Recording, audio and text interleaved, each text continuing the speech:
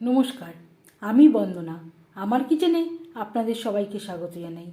আবারও এসে হাজির হয়েছি পেঁয়াজ দিয়ে থোর ভাজার একটি রেসিপি নিয়ে।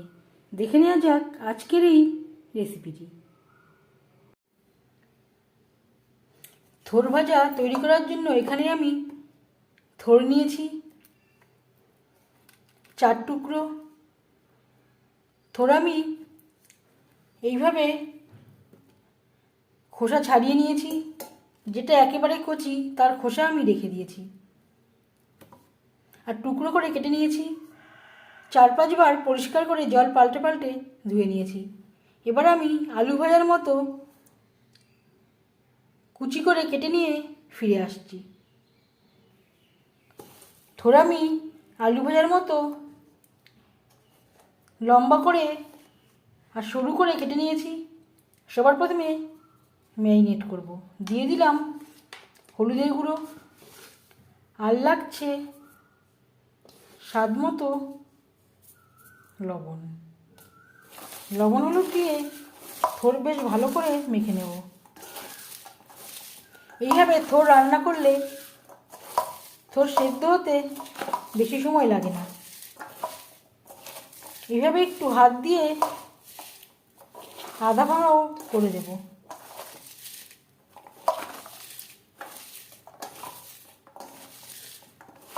যতটা ভাঙা যায়।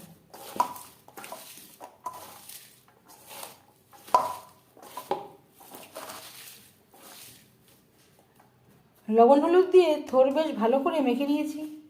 এভাবে আধ ঘন্টা রেখে দেব। হাতে যদি সময় থাকে 1 ঘন্টাও রাখতে পারেন, আর ঢেকে রাখবো। হাতে যদি সময় না থাকে 15-20 মিনিটও রাখতে পারেন, তবে একটু বেশি সময় রাখলে থোরটা নরম হয়ে আসবে, সেদ্ধ হতে একেবারেই সময় লাগবে না। প্রায় আধ ঘন্টা পর ফিরে আসলাম। আবারও থোর বেশ ভালো করে মেখে নেব। থোর অনেকটাই নরম হয়ে গেছে। থোর থেকে জল বেরোতে শুরু করে দিয়েছে।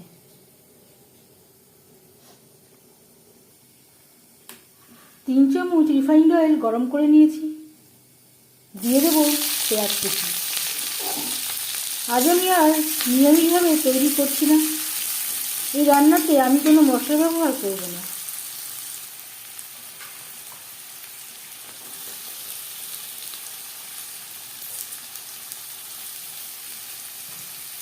আর দিয়ে দেবো 3টে চেরা কাঁচা লঙ্কা। যেহেতু কোনো মশলা ব্যবহার করছি না, পেঁয়াজের পরিমাণটা একটু বেশি লাগবে।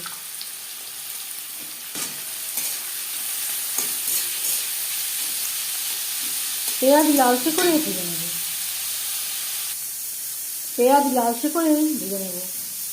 দিয়ে দেবো সামান্য পরিমাণে হলুদের গুঁড়ো। এখন আমি আর লবণ ব্যবহার করছি না, কারণ আমি থোর মাখার সময় আগে একবার লবণ ব্যবহার করেছিলাম। যদি প্রয়োজন হয় পরে অ্যাড করব। পেঁয়াজ অবশ্যই লালচে করে ভেজে নিতে হবে, না হলে এই রান্নার টেস্ট আসবে না। পেঁয়াজ লালচে করে ভাজা হয়ে গেছে। এবার দিয়ে দেবো ম্যারিনেট করে রাখা থোর।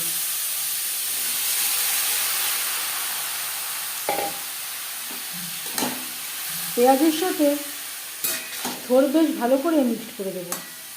প্রথম 3-4 মিনিট রান্না করব হাই টু মিডিয়াম ফ্লেমে।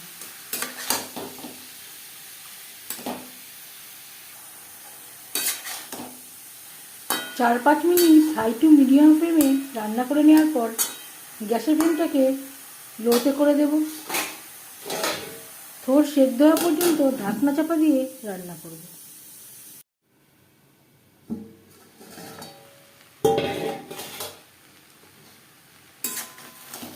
থোর বেশ ভালো করে সুসিদ্ধ হয়ে গেছে। এর মাঝে আমি 2-3 বার নাড়াচাড়া করে দিয়েছি। এবার যাচ্ছি ফাইনাল স্টেপে। সবশেষে দিয়ে দেব হাফ চামচ সুগার পাউডার। আমার কাছে তৈরি করা ছিল তাই আমি ব্যবহার করছি। আপনারা দানা চিনিও ব্যবহার করতে পারেন। অবশ্যই একটু চিনির ব্যবহার করবেন, এতে মিষ্টি হবে না, স্বাদের সুন্দর একটা ব্যালেন্স আসবে। গ্যাসের ফ্লেমটাকে হাই টু মিডিয়ামে রেখে 2-3 মিনিট নাড়াচাড়া করে নেব।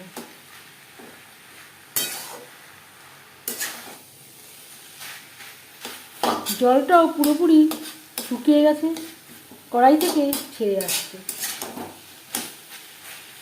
এই পর্যায়ে বুঝে নিতে হবে থোড় ভাজা রেডি। গ্যাসের ফ্লেমটা বন্ধ করে দেব।